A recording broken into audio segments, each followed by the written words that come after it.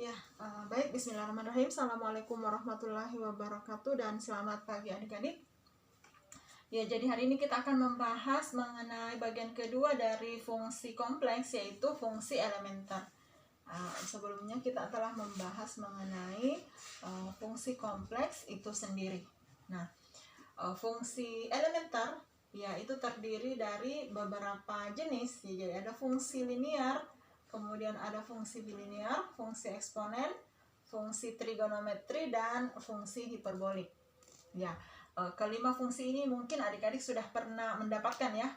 Cuman sebelumnya itu bidang kajiannya itu terbatas pada bilangan real. Nah, kali ini fungsi elementer ini kita akan membahasnya dalam kajiannya dengan fungsi kompleks atau bilangan kompleks. Kita ke bagian pertama dulu atau jenis pertama, yaitu fungsi linear. Nah, bentuk dari fungsi linear itu seperti ini ya. Fz sama dengan AZ ditambah B.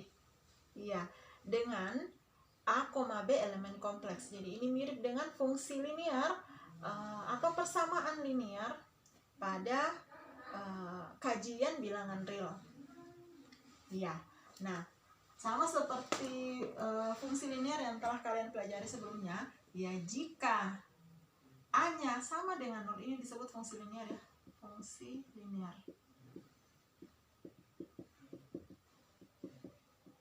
Oke. Jika A-nya sama dengan 0, maka Fz sama dengan B itu disebut fungsi konstan.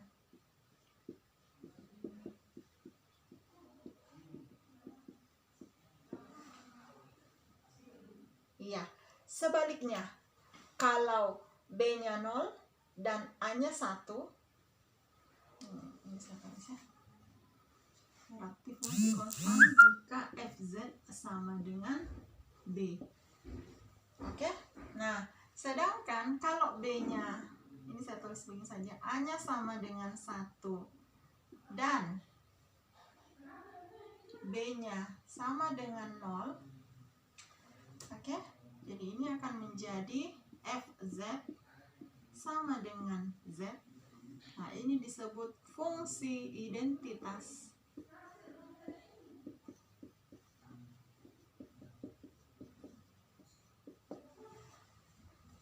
Ya. Demikian untuk fungsi linear ya, jadi sederhana saja. Nah, baik adik-adik, kita ke fungsi kedua, yaitu fungsi bilinear. Nah, jadi fungsi bilinear itu bentuknya seperti ini ya. Fz sama dengan AZ ditambah B per CZ ditambah D. Jadi baik pembilang maupun penyebutnya itu sama-sama linear. Sama-sama fungsi linear ya. Sehingga pembagian dari keduanya, oke? Nah, itu namanya fungsi bilinear. Nah, ini erat kaitannya dengan fungsi rasional. Fungsi rasional pada pembahasan bilangan real, ya ingat bahwa fungsi rasional, nanti misalnya ini.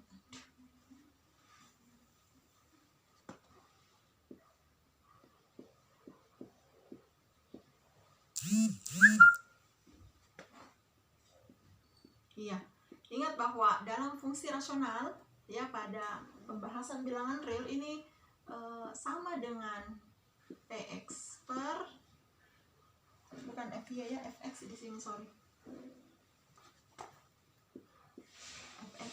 Px per Qx.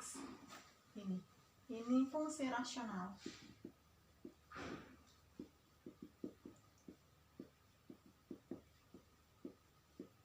Ya, jadi fungsi bilinear ini sebenarnya adalah fungsi rasional juga. Hanya dalam fungsi bilinear, baik pembilang maupun penyebutnya itu dibatasi hanya berkisar di fungsi linear saja. Oke, sementara kalau fungsi rasional itu tidak terbatas, mau dia fungsi linear, mau dia fungsi kuadrat, dan seterusnya. Kita ke fungsi ketiga, yaitu fungsi eksponen. Ya, fungsi eksponensial. Nah, dalam bilangan kompleks, fungsi eksponen itu mirip dengan fungsi eksponensial pada bilangan real. Ya, di mana Fz itu sama dengan E berpangkat Z. Nah, di mana Z itu adalah elemen bilangan kompleks. Nah, kalau ini diurai,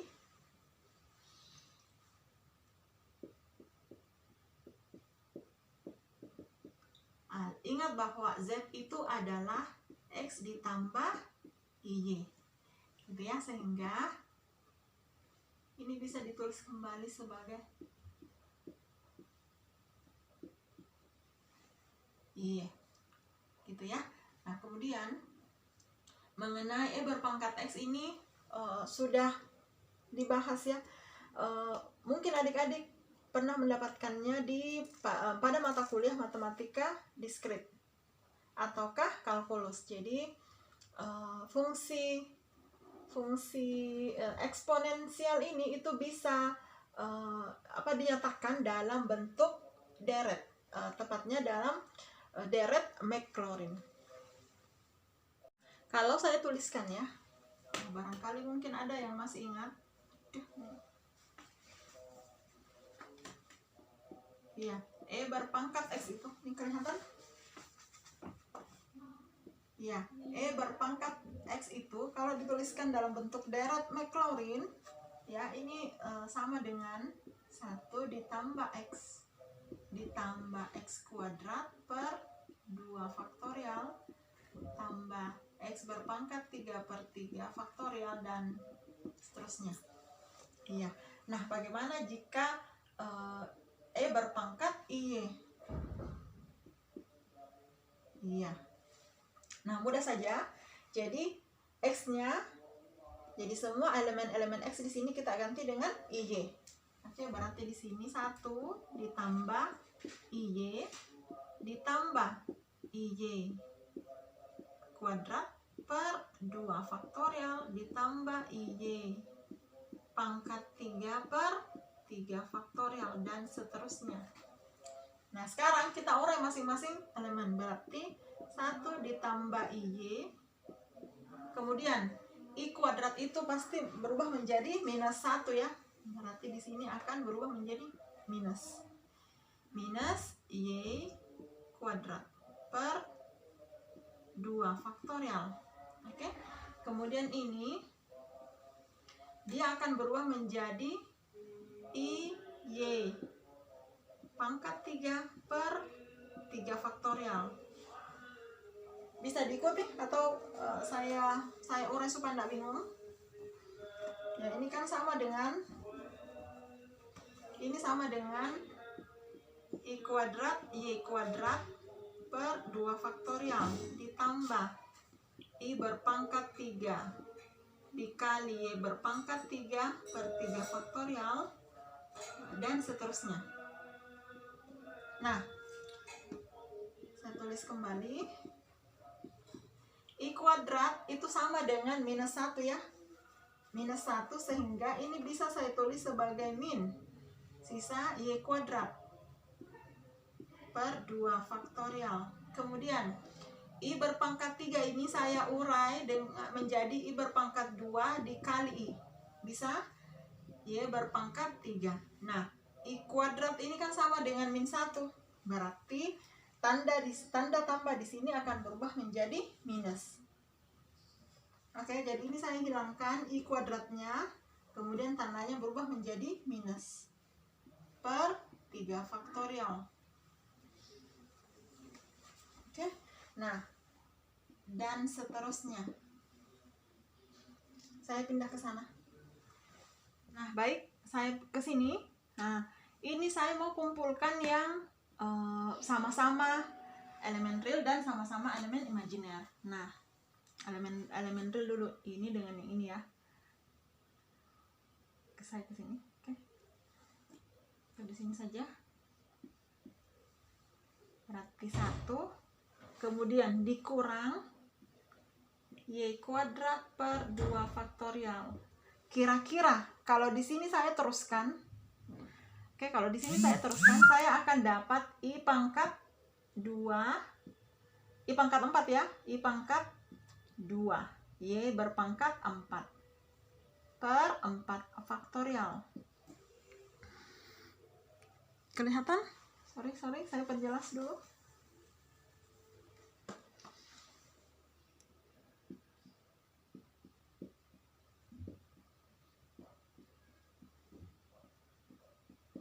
Nah, ya, I berpangkat 4 ini saya potong-potong menjadi I kuadrat dikali I kuadrat. Oke? Dikali Y berpangkat 4 per 4 faktorial. Nah, I kuadrat itu negatif 1. I kuadrat juga negatif 1. Berarti negatif 1, ini saya tulis. Negatif 1 kali negatif 1. Nah, berarti tandanya tetap. I-nya hilang. Berarti sisa Y berpangkat 4. Positif ya. Y berpangkat 4 per 4 faktorial. Kira-kira apa di sini? Perhatikan Ki kecenderungannya atau polanya. Ya positif, negatif. Positif ya pasti di sini negatif. Y berpangkat 6 per 6 faktorial dan seterusnya. Ya, ini untuk bagian realnya. Sekarang ke bagian imajinernya. Berarti mulai dari Y. Ini saya tambah. Oke. I-nya di depan saja saya tulis. Oke. Y. Kemudian negatif min Y berpangkat 3 per 3 faktorial. Oke. I-nya keluar ya. Nah, sekarang kalau ini saya teruskan, berarti ini berubah menjadi I pangkat 5 ya. I pangkat 5 itu sama dengan I kuadrat.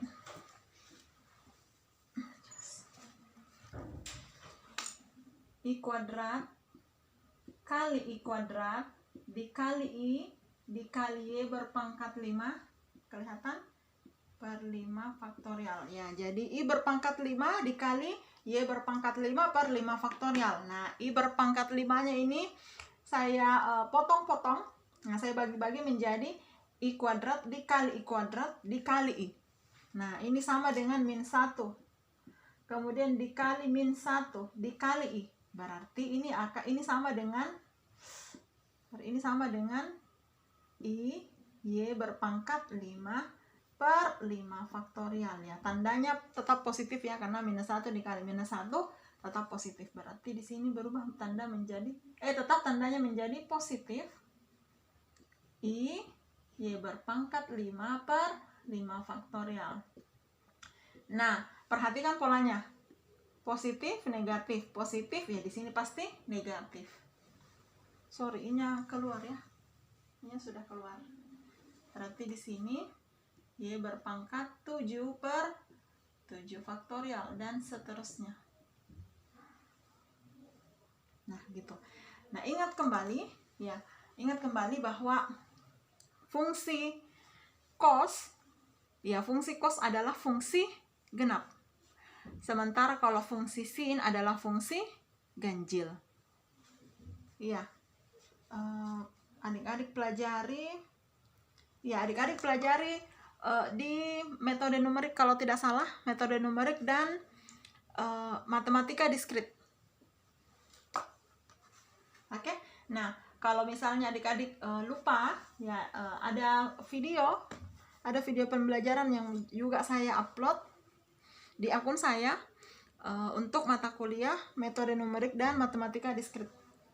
Ya, adik-adik bisa silahkan dibuka-buka videonya, dipelajari kembali. Nah, untuk mengingatkan kembali adik-adik mengenai seperti apa fungsi kosinus dan seperti apa fungsi sinus dalam bentuk deret Maclaurin. Nah, ini saya tulis saja ringkasannya bahwa fungsi cos X itu sama dengan 1 dikurang Y kuadrat. Sorry, kenapa Y? Saya mau cocokkan di atas. 1 dikurang X kuadrat per 2 faktorial ditambah X berpangkat 4 per 4 faktorial dikurang X berpangkat 6 per 6 faktorial dan seterusnya. Ya, adik-adik bisa membuktikannya dengan menggunakan deret Maclaurin. Sementara kalau sin adalah fungsi ganjil. Berarti mulai dari X dikurang X berpangkat 3 per 3 faktorial ditambah X berpangkat 5 per 5 faktorial dikurang X berpangkat 7 per 7 faktorial, dan seterusnya. Nah, perhatikan untuk cos X ini dia identik dengan yang ini ya, cuma beda variabel. Ini variabelnya Y, ini variabelnya X. Demikian juga dengan yang ini, sin X ini identik dengan ini, cuma beda variabel. Berarti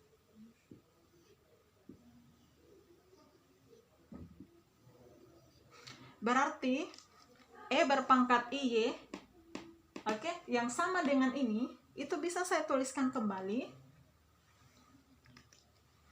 Ini saya hapus ya.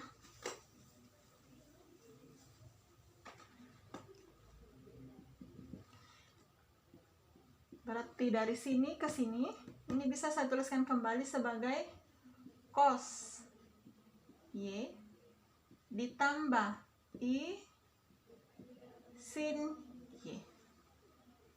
Nah, berarti E berpangkat IY itu sama dengan cos Y ditambah I sin Y. Di sini kasih keterangan ingat.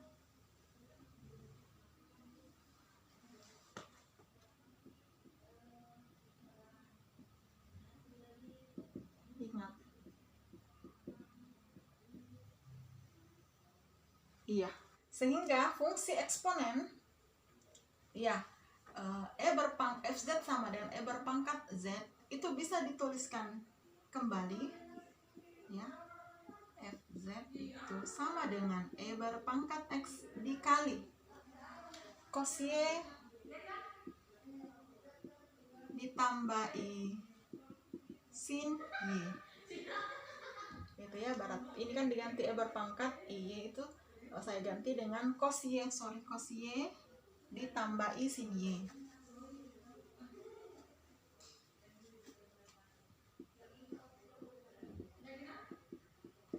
Iya, sehingga kita bisa masuk ke definisi 2.21. Iya, 2.21 yang menyatakan untuk bilangan kompleks Z sama dengan X ditambah IY didefinisikan E berpangkat Z sama dengan E berpangkat X dikali cos Y ditambah I sin Y. Adik-adik, kita lanjutkan masih di fungsi eksponen ya. Di bukunya itu halaman 31 untuk fungsi eksponen sendiri itu adik-adik bisa lihat bukunya tuh halaman 30 sampai halaman 30 ya, sampai halaman 33. Nah, di halaman 31 itu diberikan teorema 222. Ya, bunyinya ya diberikan Z, W elemen kompleks, elemen bilangan kompleks. Sifat-sifat eksponen dari bilangan kompleks adalah yang pertama, E berpangkat Z tidak sama dengan 0. Ya, di bukunya itu ada buktinya halaman 31 sampai halaman 32. Kemudian yang kedua, sifat kedua, E berpangkat Z ditambah W sama dengan E berpangkat Z dikali E berpangkat W. Kemudian yang ketiga, E berpangkat Z itu sama dengan E berpangkat Z ditambah 2pi. Nah, adik-adik perhatikan ya. Kalau seperti ini berarti indikasinya E berpangkat Z dikali E berpangkat 2pi, berarti E berpangkat 2pi ini kan sama dengan 1 ya, supaya ini persamaannya terbukti benar. Nah, perhatikan, kita bisa menggunakan rumus yang tadi bahwa E berpangkat IY itu sama dengan cos Y ditambah I sin Y. Nah, sekarang ganti Y-nya dengan 2pi.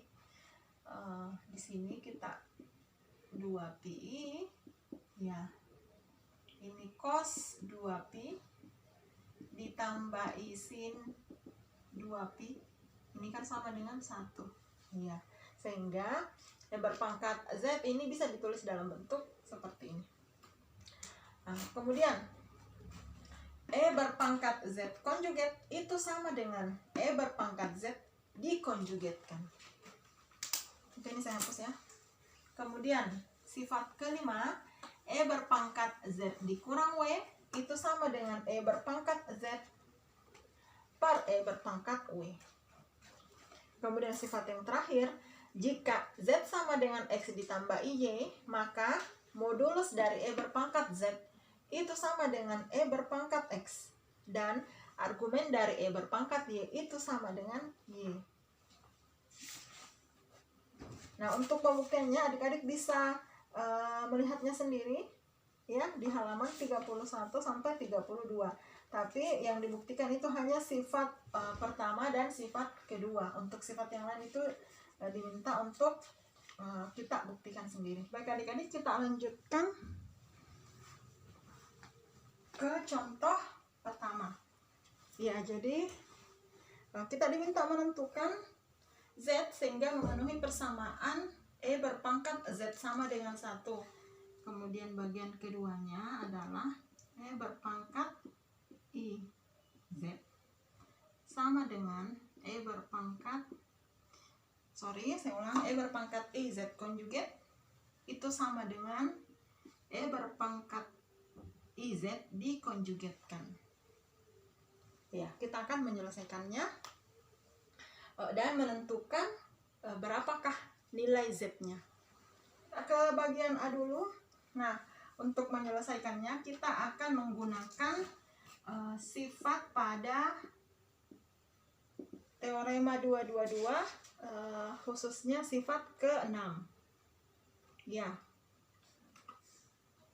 Ya, di sifat ke-6 itu dikatakan bahwa jika Z sama dengan X ditambah Y, maka modulus dari E berpangkat Z itu sama dengan E berpangkat X, dan argumen dari E berpangkat Z itu sama dengan Y. Ya, ingat kembali ya, bahwa Z itu kan sama dengan X ditambah Y.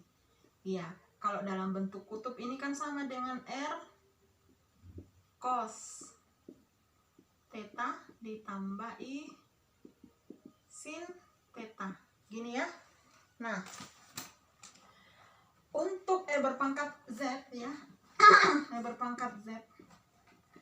Nah, ini kan sama dengan E berpangkat X ya, cos Y ditambah I sin Y. Nah, sekarang bandingkan dua hal ini. Nah, untuk bilangan kompleks Z ya, R adalah modulus dari Z. Oke, sementara theta adalah argumennya. Nah, kalau bentuk yang ini, bentuk fungsi eksponen ya, E berpangkat X jika dikaitkan dengan ini, E berpangkat X adalah modulus dari E berpangkat Z, sementara Y adalah argumen dari E berpangkat Z. Begitu ya. Jadi seperti itu kira-kira makna dari sifat ke-6. Nah, kita akan menggunakan sifat ke-6 ini. Nah, perhatikan ini kan sama dengan 1. Ya. Jadi kita akan memformulasikan bentuk yang ini supaya sama dengan 1. Oke? Supaya ini sama dengan 1. Oke, ini semua sama dengan 1. Berarti saya ambil E berpangkat X itu minimal nilainya, atau secara sederhana itu saya ambil 1. Oke? Nah, karena ini sama dengan 1, otomatis ini harus bernilai 0. Bisa dipahami ya, karena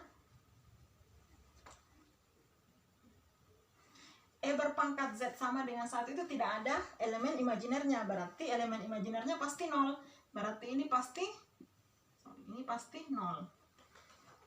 Iya. Kita mencari argumen sudut yang nilai sinnya itu sama dengan 0. Berarti 0 ya. Sin 0 adalah 0. Berarti kita ambil argumen yang kita pasang adalah 0. I sin 0.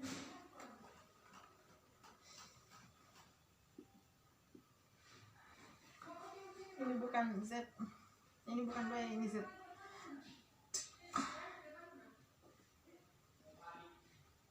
Nah, sekarang E1 adalah E berpangkat X ya. Berarti di sini E berpangkat X itu sama dengan 1. Sehingga X itu sama dengan 0. Kemudian Y itu sama dengan 0. Oke? Atau Y kita ambil argumen rumus dari argumennya, berarti 0 ditambah 2 pi. Gitu ya. Ini kan rumus umumnya kan seperti ini, theta ditambah 2 pi kan. Nah, kemudian tetanya itu kan sama dengan 0. Iya, berarti argumennya argumen utamanya itu theta ditambah 2 pi. Nah, dalam hal ini tetanya sama dengan 0, berarti Y sama dengan 0 ditambah 2 pi. Mohon maaf adik-adik, videonya terpotong, jadi sementara penjelasan tadi sudah saya hapus, jadi kita lanjutkan saja. Ya, kita peroleh yang terakhir ya, E berpangkat X sama dengan 1, sehingga otomatis kita peroleh X sama dengan 0. Kemudian yang lainnya kita dapat juga Y sama dengan 0. Atau masih ingat ya, untuk sudutnya itu, untuk argumennya itu adalah theta ditambah 2 pi. Nah, berarti karena kita sudah dapat nilai X dan juga nilai Y, ya kita bisa tuliskan Z itu sama dengan X ditambah Y. Ya, X-nya 0. Kemudian Y-nya kita ambil yang 2 pi. 2 pi. Oke. Nah, sehingga kita peroleh yang terakhir Z itu sama dengan 2 pi. Ya, jadi Z yang dimaksud di sini adalah 2 pi, di mana Z ini memenuhi persamaan E berpangkat Z sama dengan 1. Nah, lanjutkan adik-adik, kita diminta menentukan Z di mana E berpangkat IZ konjugat sama dengan E berpangkat IZ dikonjugatkan. Nah,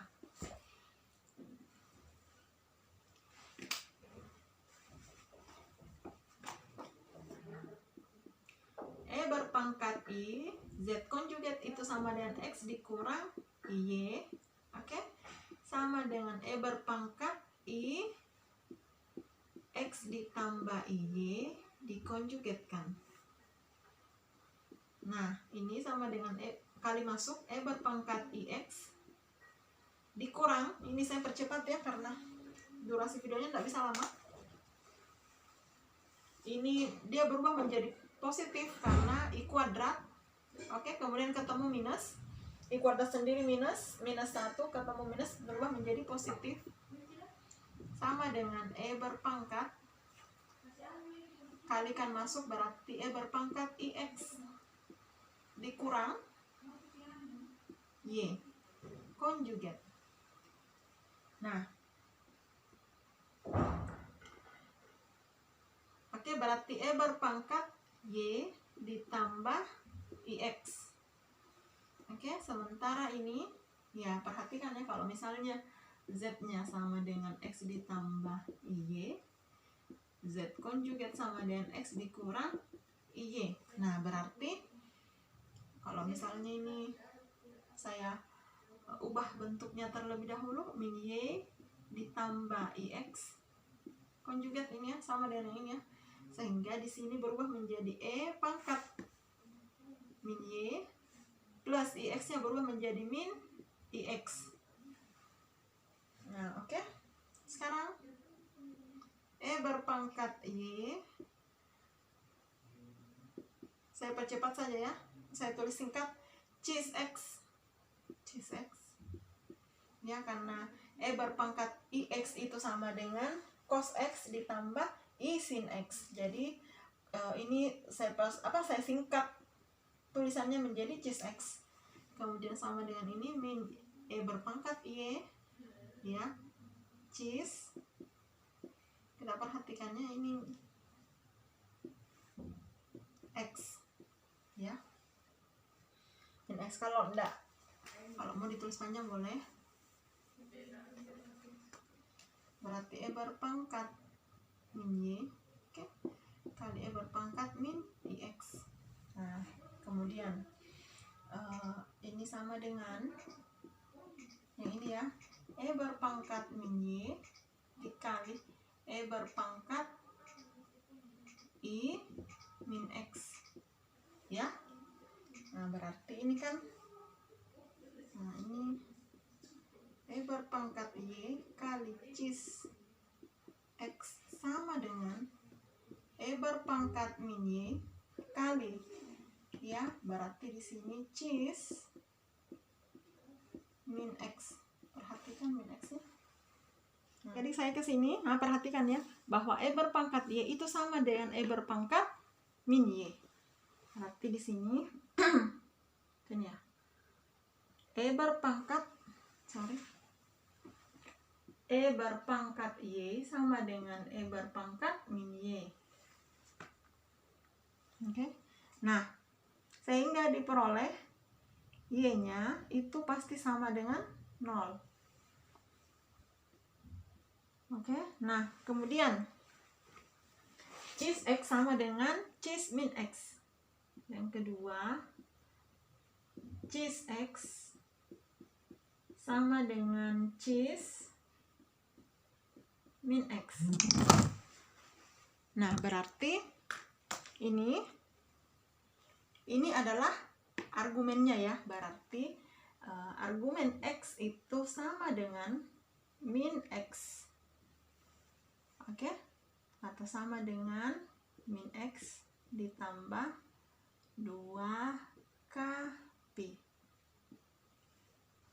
Nah, X ini kan bisa dipindahkan ke sana. Oke? Berarti X ditambah X, oke? Sama dengan 2k pi. Berarti 2X sama dengan 2k pi. Sehingga diperoleh X sama dengan k pi. Nah, kita peroleh X-nya sama dengan k pi, Y-nya sama dengan 0. Berarti Z sama dengan X ditambah Y. Y-nya ganti 0, X-nya ganti k pi, sehingga diperoleh Z sama dengan k pi.